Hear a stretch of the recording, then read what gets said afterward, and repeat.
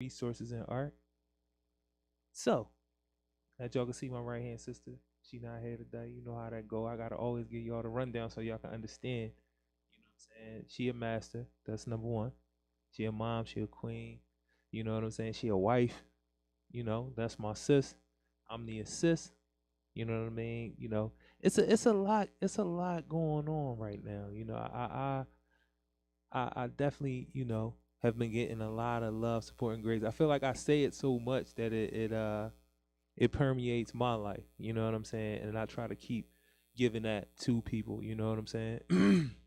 But I definitely been thinking about that a lot in my life, like being being receptive to blessings, or people say manifesting, uh reap what you sow, karma, however you want to say it. It's a variety of ways of saying, you get back what you give out. You know what I mean? And I've been experiencing that in my life. And it's like as I was driving here, and I was late because I got caught in traffic. You know what I'm saying? It was a little crazy.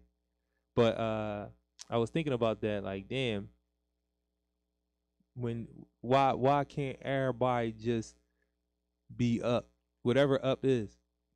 You know what I'm saying? Like, why can't everybody just be on? Like, that's how my mind is. Like, why we can't all just be on? It don't gotta be like necessarily winners and losers in life. You know what I mean? We kind of like made it like a statistical thing with your life. You know what I'm saying? Keeping stats in that way.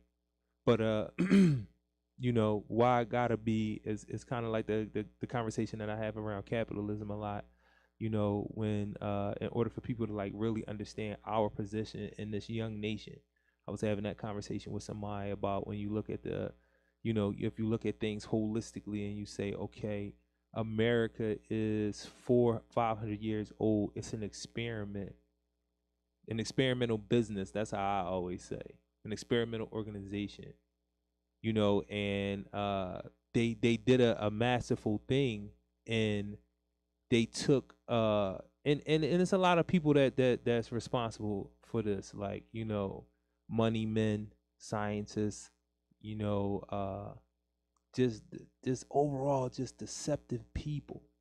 Like when you talk about Machiavelli and you read about his life, one of the things that people are so enamored with is that he was a master of deception. You understand what I'm saying? When you build cultures on that type of thought process, one of the things that one of the many things that I talk about with my brothers and sisters be like how, they took the chains off and then made the fight to be a part of the oppressive system. We became enslaved after slavery. During slavery, we were captives, but they figured out a way to basically mess with your mind. And it wasn't just us. It's just that has become that, the propaganda, the Instagram, TVs, radio, print media, word of mouth. Like, they've built systems off of basically playing mind games, playing psychological games with people. And then it goes back to what I'm saying about capitalism. Capitalism wants to create consumer machines.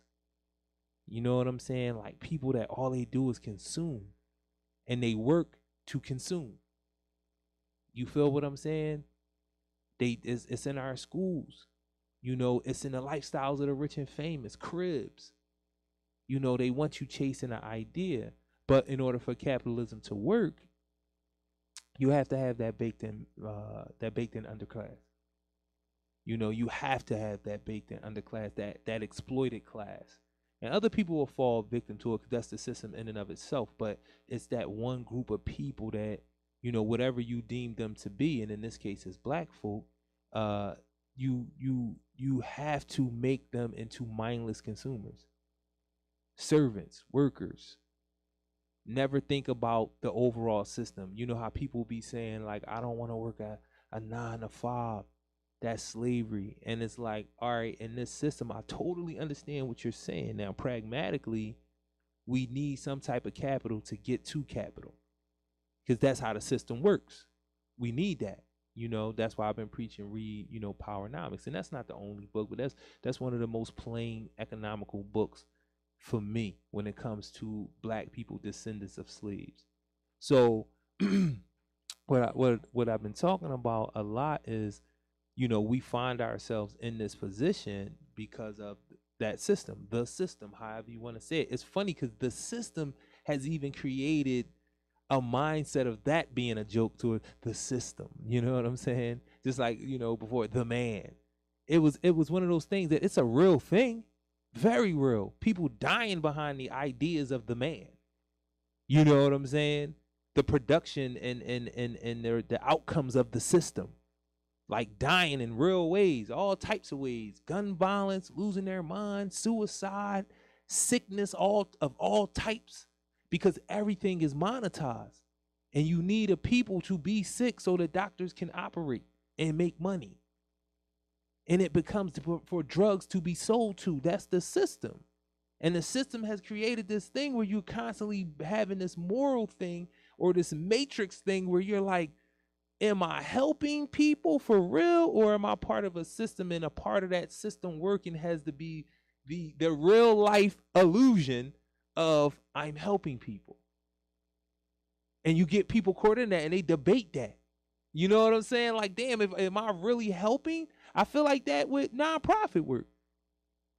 Like, damn, the same system that creates the need for me, you know what I'm saying, to exist and do what I do, and professionally, because me as a person, me as an African, that's just a part of me, to take care of my people, like to be one of the people. I am because we are. You know what I'm saying? It's one and it's a million. It's just like, I say this a lot because I be wanting people to have, greater understanding as far as I've taken understanding, and it's all about introducing new information. But I be wanting people to understand that the creator is everything. When people talk about being God, that's because we already had language that talked about self-mastery. The highest form of intelligence is being sensitivity. To become God-like in your self-mastery, because you can't separate the creation from the creator. These are things I say a lot because I want people to kind of get like, that's what they're talking about. And our people say that we're God. But then we get caught up in the whole superhero / God thing, like Christian, Muslim, any type of God, Jehovah Witness that you can think of. We get that mixed up because that's our beginnings. That's our orientation. That becomes our orientation. So when we do get that new information about who we are, and they start talking about being God and being God-like, we take that to the cartoons that we watched as kids. We haven't allowed it to. We didn't flush like that old information completely out before we brought the new information that we was longing for, and then we meshed the two. You know what I'm saying? So it's one of those things where, again, I say as black people, as the built-in, baked-in underclass, you know what I'm saying, we deal with a certain set of issues. And what I talked about from the beginning, and talking about manifestation, or talking about blessings, or like I said, karma, you reap what you sow, all of that, those things are real things. They really do happen if you give to people, if you give to the universe, if you give however you see it, you know what I'm saying? If you give to God, so to speak, it's always going to come back. That energy is going to come back. You know what I mean? It's a lot of things going on around you that can just be happenstance. You know what I mean? It's a reason. It's a logical reason why it happened, mathematical reason why it happened. But it wasn't in your, it's like getting hit by a car. You know what I'm saying? Getting hit by a train or something like that. And what I mean by that is, like, that day you wasn't paying attention, but mathematically you walked out at the same time, same proper distance, proper speed, you were turned a certain way, and when the collision happened, you hit whatever you hit at a certain speed, that breaks the skull, or it's mathematical for real. You know what I mean? From that standpoint, it didn't happen by happenstance. It's just that it wasn't in your purview. It wasn't in what your it wasn't the ideas that you had going on in your mind at that time. Could you prevented it? Yeah. You could have, but it's like like I said, your mind was on something else. You were doing something. We all can fall victim to that. That can happen. It's not an anomaly because, like I said, it's a mathematical thing. That car was going at the speed, just the right speed. Your body was turned. The object that you hit it at the proper speed that would break your skull. Things that all have been like tested and things like that. You understand what that's the mathematical part of it. You know? But again, that's you reap what you sow. You know what I'm saying? Karma is a real thing. But that you have to get out of that thought process, like I said, the mind game that has been played on you, to think that this is possible, that's more, that new information that you need to tell you, listen, yeah, I'm really being outsmarted. You know, and it's so funny because it's down to the point where they are playing with brains, you know, in a variety of different ways, with the food we eat, the air we breathe. You know, it ain't all doom and gloom to that point because we have the ability to get ourselves out of it. And, you know, but the thing is, they got us so short-term thinkers, because that's another great thing about being a mindless consumer. And what they create is the instant, you know, the microwave shit, like they say.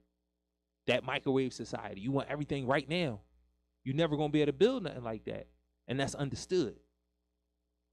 You want it for a summer. I remember being upstate and hearing my brothers tell stories, and then it took me years to realize that a lot of those stories was 6 months. You doing 15 years. You know what I mean? Like, I thought about that. I said, damn, we was having these short runs and talk about it for the rest of our life while we pay the ultimate penalty of giving our life, our time, our productivity. And we giving it to somebody else. Because, again, there goes another system that makes sure people eat. In capitalism, the criminal justice system, it's a transfer of wealth from one community with its bodies, with its black bodies, with its life that's being used, the productivity, because you go to the prison and you're doing something to serve that greater community. Just being there serves that community because you are on their census. So you count. Federal dollars will go to your black body that you will not get any of. And then you might be in a prison that's producing something for a business or that community, other than jobs, union jobs, good jobs, 3 generations worth of people working type of jobs. Shout out to my, salute to my brother, Ken Rock, Coach Rock, Wasima, definitely, you know what I'm saying, Brittany. Definitely Dr. Wilson Fathership Foundation, because just saying that just now we had a conversation. What's going on, brother? See, this is some more you reap what you sow type stuff. You put energy out. You a good brother. Good brothers come around you. That's a real thing. You did, like, you put it out, and I was having another conversation because I have a lot of conversations. If y'all listening, y'all be like, this boy always talking about. I said this. I talk. I like having conversation, man. That's to me that's education. All day going back and forth. And all conversations is not always verbal. Most of your communication is non-verbal. I pay attention to it a lot. I ask people a lot of questions. I think I get on their nerves a little bit. But they respect it because my brain always working. They like it. But that's how you learn about people. Right. Like, the more you talk to somebody, the more you learn. The more you learn. I learned that a long time ago. The longer you let a boy talk, he going to tell you everything you need to know. Just pay attention. Just pay it, but to his non-verbals and his verbals. But the thing that I was talking about, and I was saying how, I've been blessed, you know what I'm saying? Like, and I'm saying blessed for all the folks that, take in the universe giving you something as a blessing. And some people you manifest it. Some people you reap what you sow. Karma. You know what I'm saying? The more you give, you get back. It's a variety of ways of saying when you give and you do for humanity, if that's the word, the universe, people, it comes back to you. That thing comes back to you. I think a lot of it is, well, from my perspective, my thing is about perspective. It's about how you look at things. Mm-hmm. Like, just being appreciative of everything. You know what I mean? Because I always look at it like gratitude. I'm not supposed to be here, actually. I'm really not supposed to be here. Yeah. Like, for a large portion of my life, I did everything wrong. Right. You know what I mean? Like, I made every wrong decision. Wrong decision after wrong decision after wrong decision. Like, my life journey was going this way, and I made numerous wrong decisions to leave you way over here. Right. You know what I mean? It wasn't just one. It was many of them. But that's something else that I talked about as a part of just not having that understanding. Like, so the thing I was thinking about when I was here, to like backtrack, the thing I was thinking about on my way here was like, yo, like why everybody can't just get up? Not blaming anybody, but I'm just saying for me, my mindset, my mantra, like I want to just everybody around me just get up. Like, you know, however up is, house, car, you healthy. That's important to me. You being intentional about your health. That's a real wealth. Making sure you ain't sick. You shouldn't be 60 and be broke all the way down. That's like, nah, that's really not how the body works. If you take care of it. And I ain't always on my shit, but I be on my shit. And I take care of my body. You know what I'm saying? And I keep trying to push that envelope. Mentally as well. Not just working out, but mentally as well. But working out, then I do be in the gym. I do eat well. Not well as in spending all this money everywhere, but trying to eat the most healthy food that I can eat. And that's kind of hard to decipher from. But my whole mindset was like, damn, why can't like my whole movement be everybody I'm around? We just get up. Like we always making plans to get to the next level, whatever that is, of prosperity, of just good living, whatever determined good living is. You know what I realized being out here? A lot of people look at things and just see what they don't have. Like they look at it from a negative lens, like mindset, what they don't have, and they just like it gets them down. Like, well, I'm not doing this. I'm not doing this. I don't have this. I don't have that. And the health thing, like somebody asked me, like I don't maintain relationships like I should, right, or I could, because I'm healthy right now, and my mindset is, yo, this health is not promised to you. You know what I mean? It's so many people that's go to an oncology ward, go to a burn unit, like you just see so many people in the debilitated state. And it's a happenstance thing. Like I was saying earlier, it's scientific in how it happened that the fire was a certain degrees. It was a chemical combustion of some sort. You left it something plugged up for a certain amount of time, and when that happened, it sparked, and like all of this shit is mathematics to how it happens, but it's still happenstance. And it wasn't what you mathematically how it happens, like faces of death, anything. It's a mathematical thing to everything that happens. And that's my thing. Like, all right, being that I am of sound health, right, and I'm good, I feel like I gotta go. Yeah, like yo, I gotta attack life. I gotta just go. You know what I mean? And sometimes I sacrifice because, you know, for real, I be wanting to kick it with you more. You know I do. No, listen. You know what I mean? But you know I just be.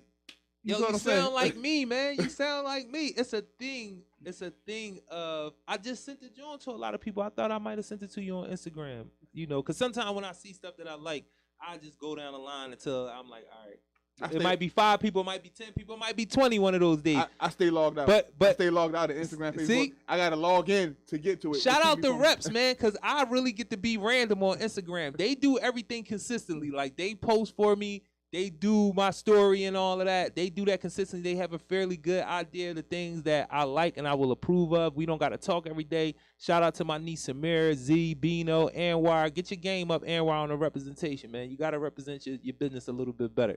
But I don't be on it as much as people think. And this is how you can tell. People send me messages. They DM me. And I don't answer for 4 or 5 days at a time, a week at a time. I be like, damn, I be feeling bad too. But it's like, because I have folks that rock with me and they believe in what I do, my young folks, they do the joint for me. So I don't have to do it. But I am trying to be more mindful of those messages. But I sent this joint that said, and I'm paraphrasing it, you know what I'm saying? Boy had a process going on, and I think it was like they was making cigars, you know what I mean? And I wasn't really necessarily looking at the picture, I just was listening to what he's saying, and what he was saying was, basically when you focus and you get into them levels and you make it move, you can't do it. You got to spend so much time working on that, creating, that you ain't gonna have time for everybody. So it's like you might get into a situation where you really like love somebody, you in love, but you like, I know that I need to get to this next level and I got the tools. And I'm not going to be able to be with you or spend the time with you as much. The love not going nowhere, but I can't go to the next level giving you the same amount of time and attention that I was giving you before. Yeah. And that start looking fucked up. And then the way he was kind of saying, it was like, watch how you give the love. Like, watch who you give the love to. Not so much that they're going to snake you, But because of how you moving and you matriculating through whatever you matriculating through, you're not going to be able to give them that same amount of time. Yeah. And it's going to be in pockets. Like you might have a chance where it's 6 months and y'all going strong. And then you get a promotion. I'm just using an easy framework that people can understand. You get a promotion, or you come into some money and you had a plan and you like, damn, this money came right at the right time. I'm going to start this business.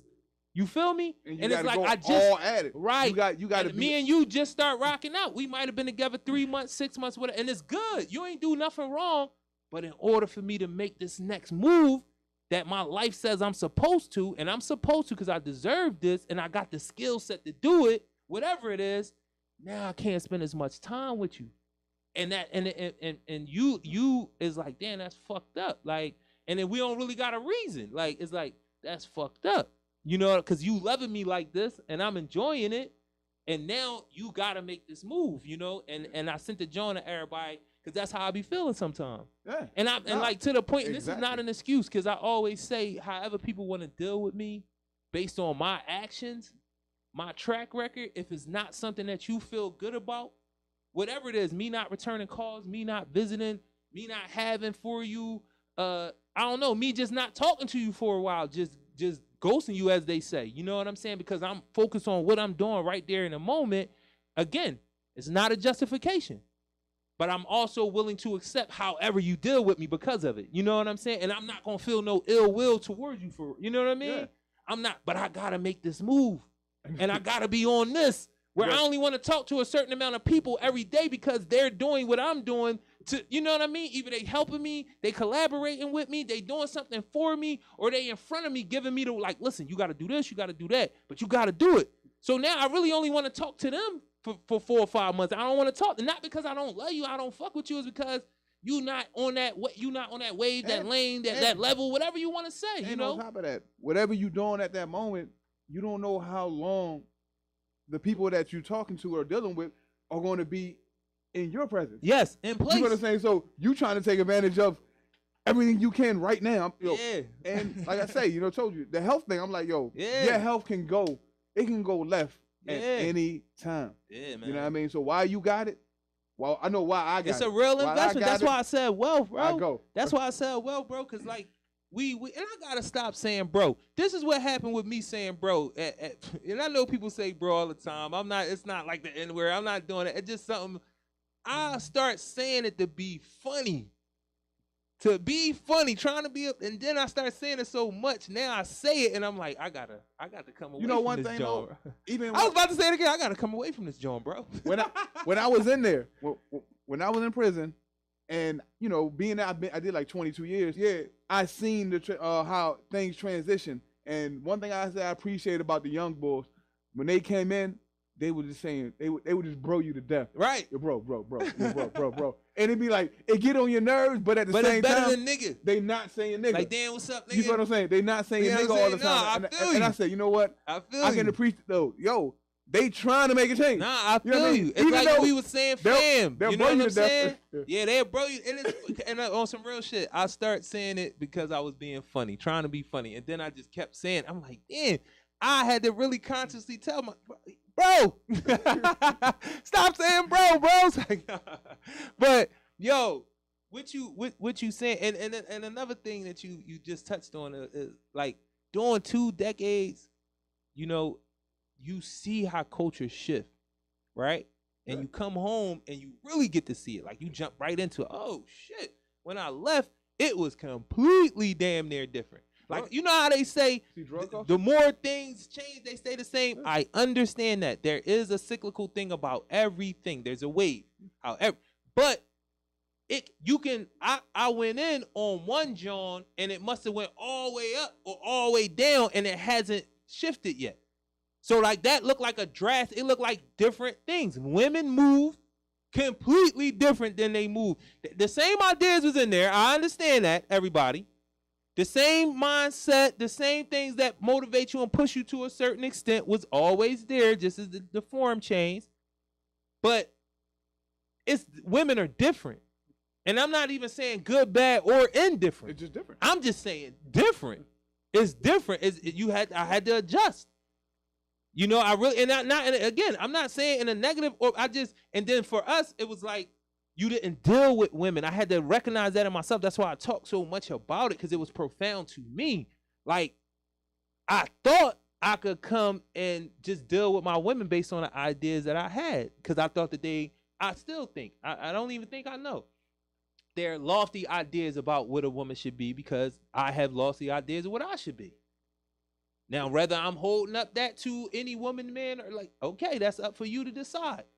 But I have a lofty idea of who I think I am as a man, because I worked on me. I invest in me. That's something I was going to say about the health thing.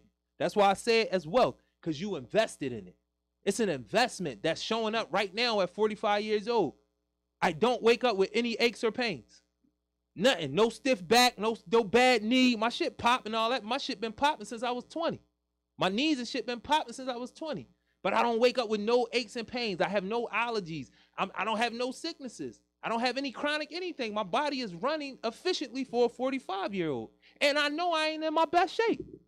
But that's because of the investment. But the 2-decade thing, the point I wanted to make about that was like why I know we can change culture if we would really push the envelope. Because brothers like me and you watched it change. Yeah. They didn't see it on a loop like we seen it. Because we seen cats coming in every year. So every different hairstyle change, sneaker change, whatever it was, the music, what people were in, even the crimes. When I first came to jail, cats from Pittsburgh was all Bloods and Crips. Getting locked up for that. It's Bloods and Crip Pittsburgh boys. Nobody else in the jail. Just Bloods and Crips Pittsburgh boys that don't really deal with each other. But they all from Pittsburgh. And all of us was either drug dealers or drug addicts. For the most part. But then I seen a change where it was like they indicted gang violence out of Pittsburgh in a good 8-year span while I was upstate. So I went down in 98. By 08, Pittsburgh young boys wasn't coming there. They wasn't Blood or Crip. They wasn't even affiliated. In 10 years, it changed. The culture changed. The crimes changed. The same thing with crimes as in drugs. Remember when everybody that was coming in for everybody was robbing, like right after the crack era, then everybody was robbing, putting GPSs on people's shit. Everybody that was coming up there was coming up with some type of robbery. But then them robberies went to B&E. I seen the drug culture. It just changed. Yeah. Like it went from just being like everybody just do all types of drugs. Yeah. And they actually act different. Like they come in that joint. You seen the wave of wet balls. Then you seen the wave of the E-bomb ball. I remember in jail, like these are then K2 and all of that shit. It was like successions, and it's like, this is what this shit going to. You know what I'm saying? I said, God damn, how? And then, like I said, the crime. Because then the last thing before I came home, everybody was talking about scamming. It was scamming been going on. You just calling it scamming. I've been new dudes busting checks, boosting and selling the clothes, playing with the cards. That's new. That's not new. But it became like a thing because of the music too. The people started talking about scamming and all that. And then the drug shit was gone. Everybody don't want to rob and burglarize and all that. You got past that. Motherfuckers don't want to do that. Then it's like everybody on their phones and the technology shit. It was the natural next progression to start identity theft and all of that type of shit. I know a lot of times things are more specialized now. Like people do one thing. Like at one point in time, like the young boys come in there, they will be on drugs. Mm-hmm. They don't play ball. They can't fight. Yeah, all that changed too. Like they can't do anything else. They can't do anything physical. Mm-hmm. I'm like, yo, what?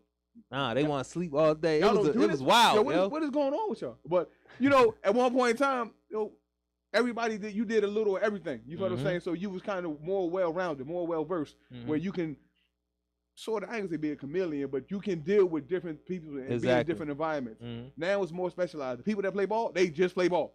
The people that's in sport, they just in sport. Yeah. You know what I'm saying? And the other people, the drugs, they in the jail getting high all day. Yeah, that's trying to get high off of bennies and taking anybody pills. Cause then I forgot about that wave, and that's not new for like people, different parts of the city.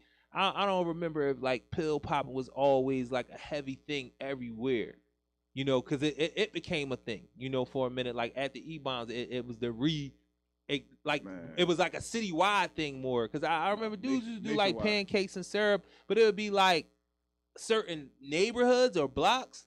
But it wouldn't be the whole area. Like, you wouldn't go and everybody popping pills. And then it became like a thing. And then even with, again, how I said women changed. Because when I got locked up, women didn't just hang around men and smoke. It just really wasn't a thing. Yeah. When women, if they smoke like that, because when I was young, like women really didn't smoke. Young girls, teenagers, early 20s, they didn't really smoke weed like that. They didn't. They was like, that was some old head shit to a certain extent. And then it was a dude shit, because you hear it in the music. So the dudes, because it was a time when chicks didn't hang with dudes on the block. We'd be on the corner, they'd be on somebody's porch, in somebody's house, sitting on somebody's stoop. They might be in the neighborhood, but they ain't standing on the corner with us. So that changed. Chicks just getting high, like smoking weed like crazy, popping pills, like, because if it was going on, it was like real secretive. It wasn't something women would tell you, even younger women. That's what I had to. They wanted to hide it, or they did it with just like their boyfriend. That's how they usually got hooked. That's what I had to adjust to, like, yo, just like women just getting high. Yeah. Being on dude shit and just like, yo. Thank you for saying it, because I know I don't be. And you did 22, I did 20, so I know. We on the same air. Like, it's like I came home, women was more aggressive. Like women talk, like, remember when women had different sling? They had different slang. Like we had our own sling and women had their own sling. They listened to different music. Right. They had their own little thing. Now they listen to everybody turning on Dirk. Like you don't got they listen to Nicki and like Nicki kind of played out now, I think. I don't know. But like Cardi and but yeah, all day. But they listen to the drill. They listen to the drill. I'm like, yo, this is just different.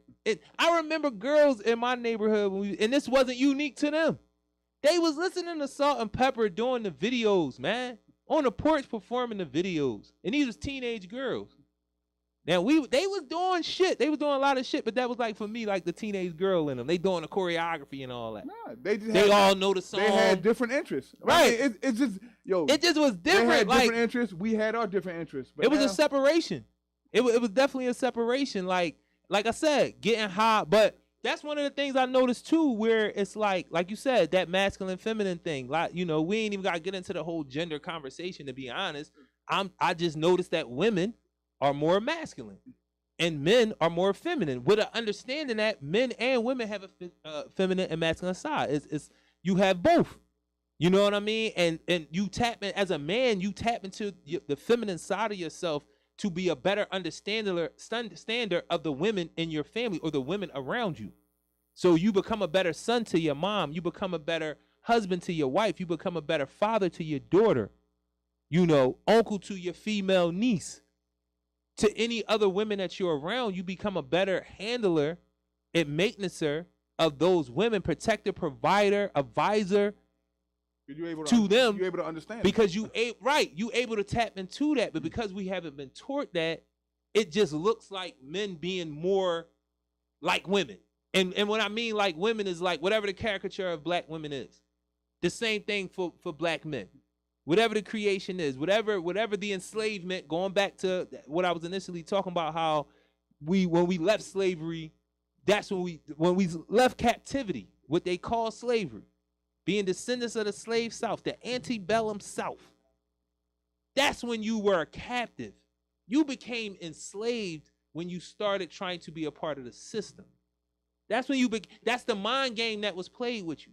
Because they said as long as you have whips and chains that's visible, it's still going to always be a party that's going to have to fight or flight. You know, when you face that, you're going to want to fight it or you're going to want to run off the plantation. I mean, not just run away from the whip that day. I always thought about it. Carter G. Wilson. It's a fight or flight thing. They'll make a back door if you don't. Exactly. So they said in order for us to keep this product intact, we have to make them a part. They make them believe that they can be a part of the system. That the freedom that they search for is them working through this system. And based on what we say the American dream is, you'll get your freedom through that. No, your freedom is yours to take whenever you feel like it. And the rules that they actually set of engagement is, are you willing to die for it? One of the reasons why Frederick Douglass was so powerful, because he got to that point where he didn't care about dying. He said, I don't want to do this. So he fought the slave master. But being as smart as he was, he realized that once the slave master couldn't whoop him in that moment, what could you really say about what happened in there without losing all your credibility?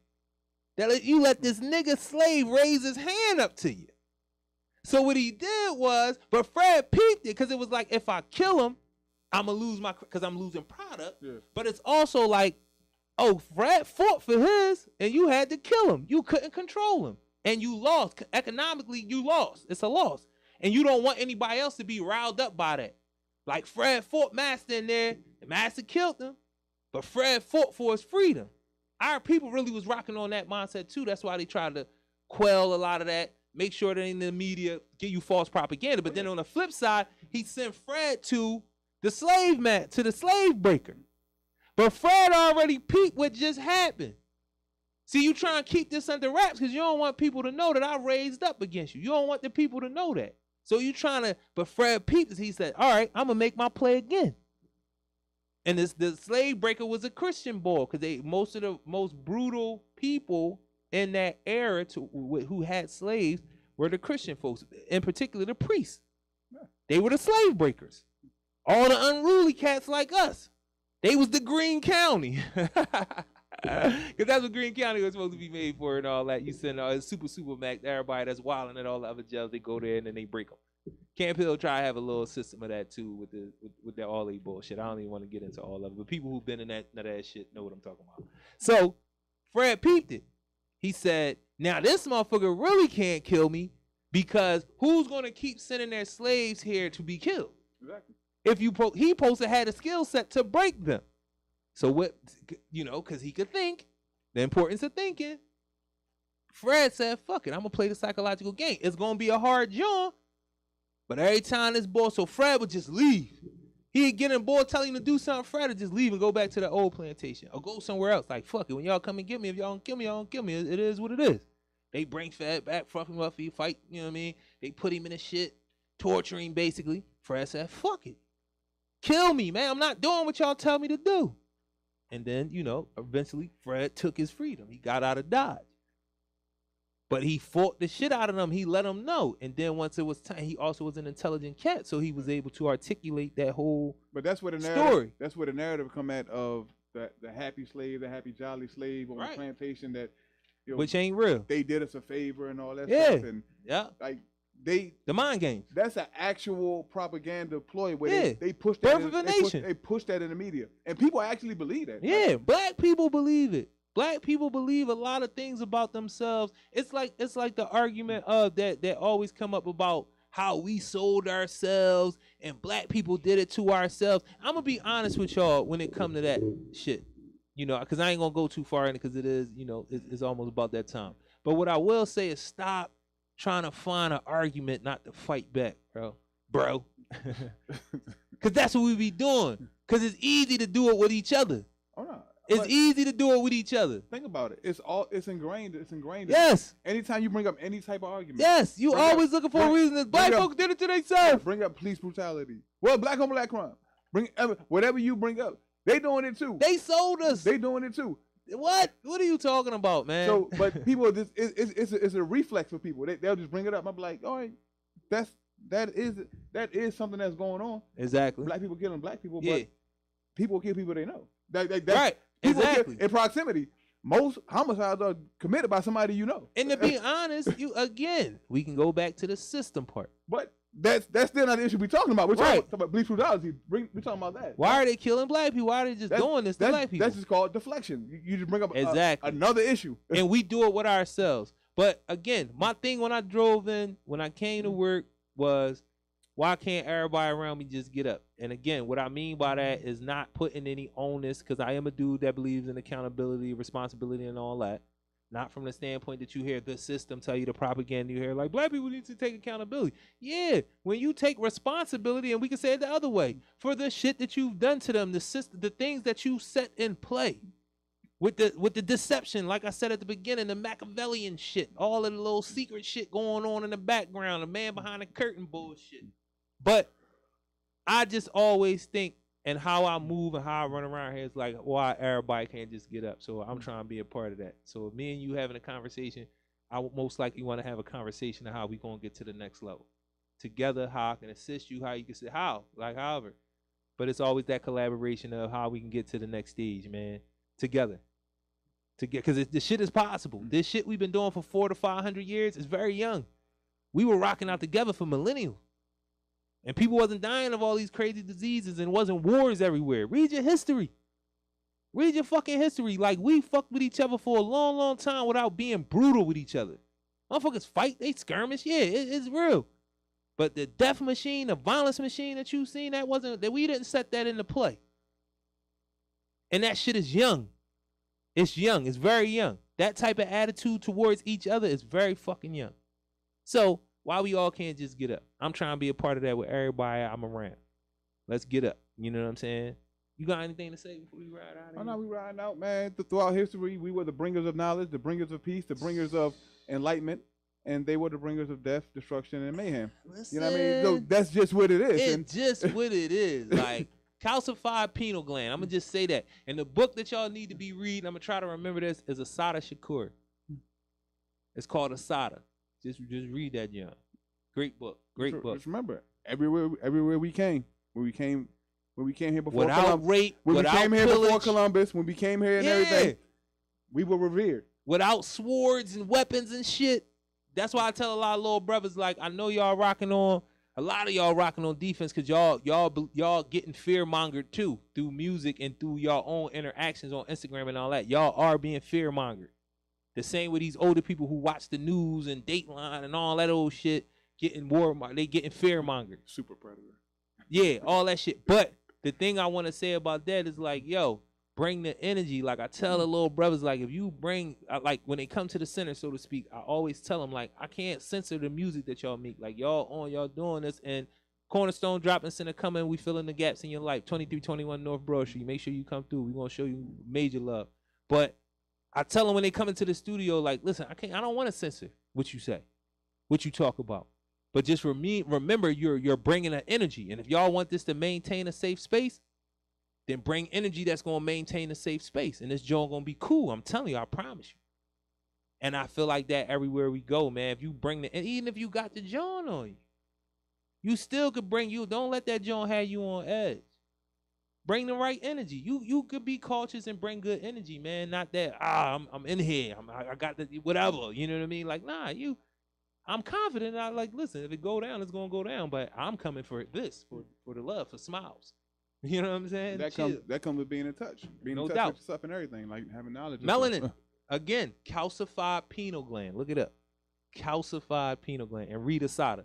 So this is PSA. Love, support, great social activism, resources, and art. Takeover Tuesday Takeover.